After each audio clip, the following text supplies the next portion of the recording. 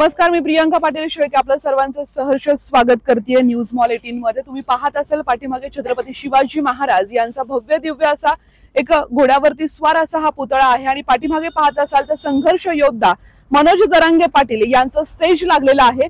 ज्या पद्धतीने 29 ऑगस्टला मुंबईमध्ये दाखल होणार आहे आणि आमचा मराठ्यांचा गणपती आम्ही समुद्रातच बुडवणार हे मनाशी खुटगार बांधून या ठिकाणी जरांगे निघालेले आहेत। आता अहिल्यानगर मध्ये देखील ते येणार आहेत आणि त्याचीच तयारी तुम्ही पाहत असाल तर भव्य दिव्य अशी तयारी झालेली आहे। कल्याण रोड परिसराला भव्य दिव्य स्टेज लागलेला आहे, पार्किंग साठीची व्यवस्था आहे आणि माझ्यासोबत काही आंदोलनकर्ते आहेत। ही तयारी कशी झालेली आहे, पुढचा मार्गक्रम कसा असणार आहे, कारण गणेश उत्सवाला सुरुवात झाली आहे आणि मराठ्यांचा आरक्षणाचा गणेश उत्सव याला देखील आता सुरुवात झालेली आहे।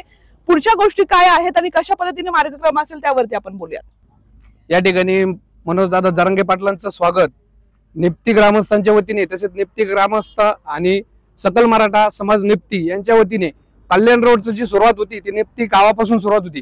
त्या ठिकाणी त्यांची जी सुरुवात होणार आहे, या ठिकाणी त्याचं जे स्वागत होणार आहे यासाठी आम्ही भरपूर अशी तयारी केलेली। या ठिकाणी स्टेज, त्याच्याबरोबर आम्ही जे पार्किंग वगैरे लोकांना बसण्यासाठी सोय, त्यांच्यासाठी नाश्ता वगैरे पाणी वगैरे सगळी सोय केलेली आहे। इथे येणाऱ्या प्रत्येक मराठा बांधवाला कुठल्याच गोष्टीची कमतरता आमच्याकडून भासणार नाही एवढी आम्ही दखल घेणार आहे। आमचा निप्ती गावाकडून कुठल्याही प्रकारची त्यांना म्हणजे कमतरता होणार नाही। दुसरा महत्त्वाचा निप्ती गावासाठी जे योगदान मिळणार आहे निप्ती गावाचं ते भरपूर पण आहे। त्याचबरोबर आम्हाला जी संधी मिळाली या संधीचं आम्ही नक्कीच सोनं करणार।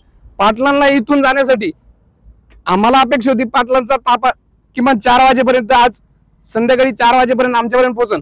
पण आज जर असं पाहता सकाळी पाटील निघल्यापासून साधारणतः एक पाटील 5 ते 10 किलोमीटरच्या आतमध्ये, म्हणजे पाटील बहुतेक रात्री किती वाजेपर्यंत इथं पोहोचते सांगू शकत नाही। पण पाटलांचा ताफा, त्यांच्याबरोबर आमचा पण गावाचा ताफा, त्याचबरोबर पंचकृषीतील लोकांचा पण बराड्याचा ताफा हा मुंबईकडे पाटलांबरोबर पुढे जाणार, पाटलांबरोबर शेवटपर्यंत असणार आहे। सरकारचं माहित नाही, पण मराठ्यांच्या वतीने सरकारला आपल्या मीडियाच्या माध्यमातून सांगू इच्छितो का कोपर्डीच्या टायमाला बी 2016-17च्या टायमाला या शासनाने फसवलंच आहे। त्यावेळेस बी अनाजी पंतच होते आणि वाशीमध्ये सुद्धा ज्यावेळेस आश्वासन दिलं गेलं का आदेश काढला का सगळे सोयऱ्याचं तुमचं पारित करतो, मराठा कुणबी एकच म्हणून देतो, आणि त्यानंतर जे फसवलं गेलं त्याचा आक्रोश आजच्या ह्या 3ऱ्या वेळेस, आपण मुंबईत 3ऱ्या वेळेस जातोय, पण एक वेळेस 2 वेळेस मराठ्यांची सवय माफ करायची, मागे यायची, पण 3ऱ्या वेळेस जर कोणी छेडत असेल तर हा मराठा समाज सोडत नाही त्यांना। आणि त्याच पद्धतीने त्याच ताकदीने मराठा समाज सुप्त लाटेत चाललेला आहे। आणि जो आक्रोश आहे 2 वेळेस फसवलंय म्हणून, तर त्या फसवणारा जे सरकार आहे त्या सरकारचा बदला घेण्यासाठी आज समाज मुंबईकडे चाललाय। भले त्यांनी कोणत्याही परिस्थितीत हायकोर्ट असेल किंवा त्यांचं प्रशासन असेल ज्या पद्धतीने त्याचा वापर ते करतायत, हायकोर्टने परवानगी नाकारली, महाराष्ट्र आमचा आहे, मुंबई आमची आहे, मराठा हा हिंदू म्हणून, छत्रपतींनी हिंदू म्हणून स्वराज्य रहितेचं राज्य निर्माण करून दिलं, आणि त्यानंतर जर त्या मराठ्यांना ह्या महाराष्ट्रात कोणी अडवत असेल तर हे मराठा समाज कधी खपून घेणार नाही।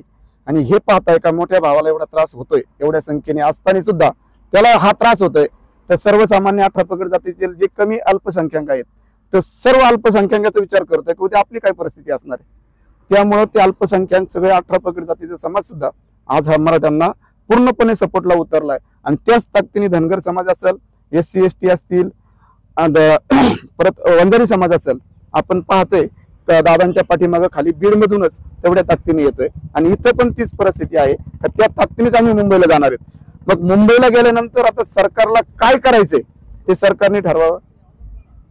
आम्ही शांततेच्या मार्गाने आलो, सरकारने शांततेच्या मार्गाने आम्हाला पाठीमागं पाठवायचंय, गुलाल आमच्या अंगावर टाकायचंय का आमचं रक्त काढायचंय हे सरकारने ठरवायचं।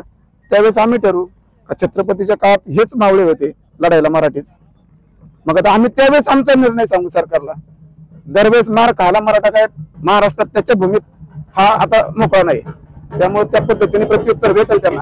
आता सकाळी मनोज दादा जरांगे पाटील 10 वाजता अंतरवाली सराटीतून निघलेले आहेत आणि त्यांचा लाखोंचा ताफा आता त्याच भागात तयार झालेला आहे। आणि ते आम्ही आता माहिती घेतली तर साधारण ते 10 ते 15 किलोमीटर, म्हणजे आता एवढा वेळ झाला तर 10 ते 15 किलोमीटरच त्यांचा ताफा सरकलेला आहे। त्यामुळे इथं येता येता त्यांना 10 वाजणार आहेत रात्रीचे की 12 वाजणार आहेत काही सांगता येणार नाही। आणि एवढ्या मोठ्या प्रमाणात ताफा तिकडून निघाल्यानंतर इथं पण त्याच्यापेक्षा दुप्पट इथपर्यंत ताफा होणार आहे। रात्रीचा मुक्काम आता शिवनेरीत होईल की उद्या रात्रीचा शिवनेरीत होईल हे काही सांगता येणार नाही। आणि आमच्या निप्ती ग्रामपंचायत आणि ग्रामस्थांच्या वतीने इथं त्या ताफ्याची जय्यत तयारी, स्वागताची तयारी ही पूर्णपणे झालेली आहे।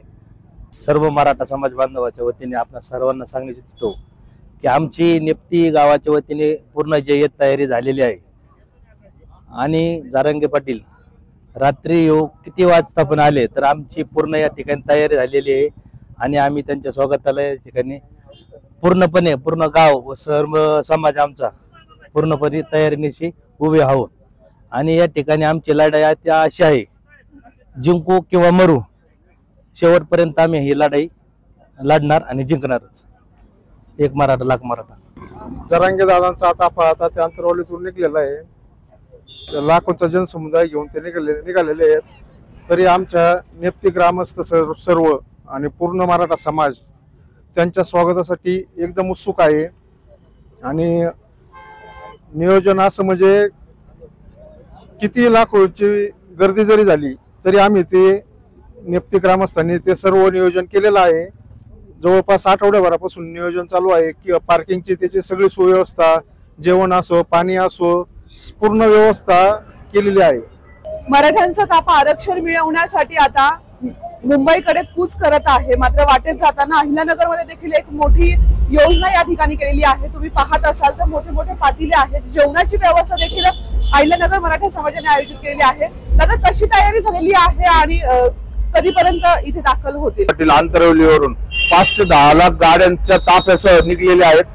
त्यांना इथं साधारणतः इथं येण्यासाठी आमच्या अंदाजे 4 ते 5 चा टाइम व्हायला पाहिजे आणि इथं आम्ही त्यांच्या बरोबर येणाऱ्या बांधवांसाठी, समाज बांधवांसाठी इथं 1.5 ते 2 टन तांदळाच्या खिचडीचं नियोजन केलेलं आहे। यावेळेस जर सरकारच्या दादांनी ठरवलेलं आहे की आरक्षण भेटलं नाही तर तिथंच म्हणजे मुंबई सोडायची नाही, त्याच्यामुळे कोणताही बांधव मुंबई सोडणार नाही जोपर्यंत आरक्षण भेटत नाही तोपर्यंत। यावेळेस जारंगे पाटलांनी एक ठरवलेलं आहे की जोपर्यंत माझ्या लेकरावाळांचं जोपर्यंत कल्याण होत नाही, जोपर्यंत माझ्या लेकरावाळांना आरक्षण मिळत नाही माझ्या समाजाला, तोपर्यंत मी मुंबई सोडणार नाही, मग माझ्या जीवाचं काही होऊ द्या, असं त्यांनी गेल्या म्हणजे 2 महिन्यापासून त्यांचं हे सांगावं आहे।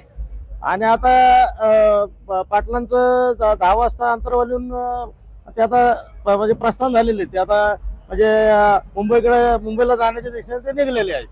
आता सर्वसाधारण एक 3 ते 4 वाजेपर्यंत ते त्यांनी आता ते पैठण फाट्यापाशी ते मगाशी होते, तर साधारण आणखी एक समजा दुपारपर्यंत ते नगर तालुक्याच्या हद्दीत आल्यानंतर पांढरी पूल फाटा, पुन्हा आपलं शेंडी बायपास, त्यानंतर नागापूर, बोलेगाव, मग आता आम्ही इथं या बायपासला कमीत कमी 1.5 लाख लोक म्हणजे जे मराठा बांधवाचे त्यांच्या बरोबर असतील, तर त्यांच्यासाठी आम्ही आता हे इथं एक थोडं पुला वगैरे बनवलेला आहे। आणि गेल्या 15 दिवसापासून आमचे जेवढे मराठा सेवक आहेत ते प्रत्येकाने एक नियोजन हातात घेतलेलं आहे। सरकारने कुठल्याही गोष्टीत जो आम्हाला वेळ मागितला त्याच्या 2 पटीने आम्ही वेळ दिलेला आहे, त्यामुळेच आतापर्यंत 3 वर्ष गेली आणि आताचा जो जनतेने जो निर्णय घेतलेला आहे मुंबईचा, आता जर आरक्षण नाही दिलं तर माघारी फिरायचं नाही, मग त्याला किती दिवस लागतील, काय लागतील किंवा काय संघर्ष करावा लागेल, काय होईल त्याचा कुठलाही विचार केला जाणार नाही। सरकारला त्यांचे भ्रष्टाचार लपवण्यासाठी जातीत भांडणं लावून ठेवायचे, त्याच्यामुळे हे आरक्षण मागणार, आम्ही मराठ्यांनी आरक्षण मागवलं का हाकेसारखे कुत्रे ते आमच्या अंगावर सोडणार, कारण मग जर सगळेच हे सामाजिक प्रश्न संपले तर सगळे लोक एकत्र येतील, सुशिक्षित होतील, सुशिक्षित लोक झाले तर सरकारला जाब विचारतील। सरकारला या गोष्टी नकोय। आता सरकारने स्वतः आम्हाला सगळे सोयऱ्याचा ड्राफ्ट दिलेला आहे, अधिसूचना काढलेली आहे आणि आता सरकार त्या याच्यावर बोलत नाही। कोणता मीडियावाला त्यांना हा प्रश्न का विचारत नाही का तुम्ही जो सगळे सोयऱ्याचा ड्राफ्ट त्यांना मुंबईच्या वाशीची इथे दिला होता त्याचं पुढे काय झालं? आतापर्यंत आम्हाला कोणता मीडियावाला त्यांना हा प्रश्न विचारतानाच दिसत नाही। फक्त ते सांगतात 10% दिलं, 10% दिलं, ते आम्ही मागितलेलंच नाहीये, ते बरंच का आम्हाला देत आहे। मग सरकार वेगवेगळे हातखंडे कधी हाके पुढे करेल, कधी हिंदुत्वाच्या नावाखाली आम्हाला दाबेल, कधी गणपतीचं कारण पुढे करून लोकांना भावनिक करून आंदोलनाची तीव्रता कमी करण्याचा प्रयत्न करेल। पण या सरकारने हे समजून घेतलं पाहिजे, हिंदुत्वाचं रक्षण करायचं असलं तर मराठ्यांशिवाय पर्याय नाही। इतिहास साक्ष आहे, वर्तमान साक्ष आणि भविष्य सुद्धा साक्ष असणार आहे। जेव्हा जेव्हा हिंदुत्वावर संकट आलं तेव्हा फक्त मराठ्यांनी छातीचा कोट पुढं करून स्वतःच्या जीवाचं बलिदान दिलेले। आज या भारत देशात आम्ही जाणीवपूर्वक अभिमानाने सांगतो, या भारतात मराठा जातीशिवाय मराठा जाती इतकं बलिदान या संबंध महाराष्ट्रात कुणीच दिलेलं नाही। फक्त मराठ्यांनीच या जमिनीसाठी, या जागेसाठी, या भारतासाठी मराठ्यांनी बलिदान दिले। पानिपत युद्धाचं एवढं मोठं उदाहरण आहे, मराठे महाराष्ट्र सोडून पानिपतात लढायला गेले तेव्हा तिथल्या स्थानिक हिंदूंनी सुद्धा मराठ्यांची मदत नाही केली आणि मराठ्यांनी उपाशी तापाशी पोटी ते आक्रमण अतिक्रमण ते थोपून ठेवलं। लाखभर मराठ्यांच्या घरात बांगड्या फुटल्या आणि हे सरकार आम्हाला हिंदुत्व शिकवतंय। ज्या हिंदुत्वाचा पायच मराठा आहे त्या मराठ्यांना सरकारकडून हिंदुत्व शिकण्याची अजिबात गरज नाही। या सरकारने या गोष्टी आता सिरियस घ्यावा आणि कुठेतरी जाती धर्मात भांडणं लावून मराठा आरक्षणाचा विषय बदल करण्याचा नाद सोडून द्यावा। यावेळेस आरक्षण घेतल्याशिवाय आम्ही मुंबई सोडणार नाही। इतका मोठा आतंक सागर जेव्हा मुंबईत धडकणार आहे मराठ्यांचा त्यावेळेस सरकारला पळता भुई थोडी होणार आहे। त्यामुळे सरकार हा एक प्रकारे पालकत्व असतं, आमचं संबंध महाराष्ट्राचं पालकत्व त्यांच्याकडे। आता आम्हाला गोळी द्यायची का आरक्षण द्यायचं हे सरकारने ठरवावं। आम्हाला विजयचं गुलाल खेळण्याची संधी द्यावी, नाही तर आमचे प्रेत उचलण्याची तयारी करावी। छत्रपती शिवाजी महाराज की जय। मराठा हम सब चलेंगे, हम तुम्हारे साथ हैं। जय शिवराय, जय जिजाऊ, जय शिवराय। चलो मुंबई म्हणत एक मराठा लाख मराठा ही हाक घेऊन या ठिकाणी संघर्ष योद्धे मनोज जरांगे पाटील हे मुंबईकडे निघालेले आहेत आणि त्या ठिकाणावरती जय्यत तयारी झालेली आहे। अद्यापही नगर तालुक्यात त्यांनी प्रवेश केलेला नाहीये, मात्र नगर शहरात देखील कल्याण रोडचा हा उड्डाण पुलाच्या खाली जेवणाची व्यवस्था झालेली आहे। नेप्ती जवळ भव्य दिव्य असं स्टेज लागलेला आहे, पार्किंगची व्यवस्था झालेली आहे। म्हणजे कोणत्याही क्षणी रात्र असू द्या किंवा दिवसा असू द्या कधीही या ठिकाणी मनोज जरांगे पाटील जेव्हा येतील तेव्हा योग्य ते नियोजन झालं पाहिजे ही संपूर्ण तयारी या ठिकाणी झालेली आहे, आपण पाहत आहोत। आणि अशा पद्धतीने सर्व मराठा बांधव आता आपल्या आरक्षणासाठी, आपल्या न्याय हक्कासाठी या ठिकाणी आलेले आहेत।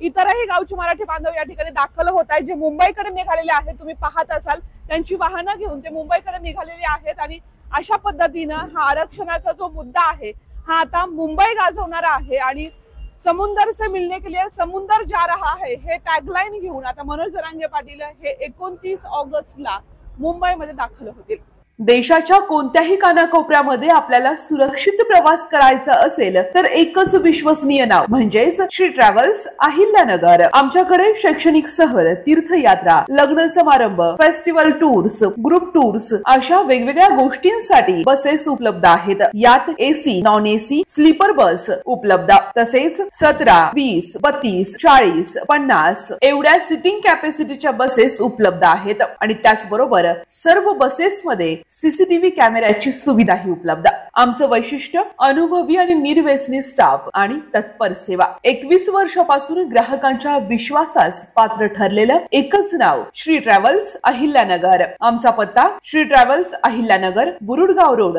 संपर्क क्रमांक 9422 30 11 66 आणि 9881 66 24 17। धन्यवाद।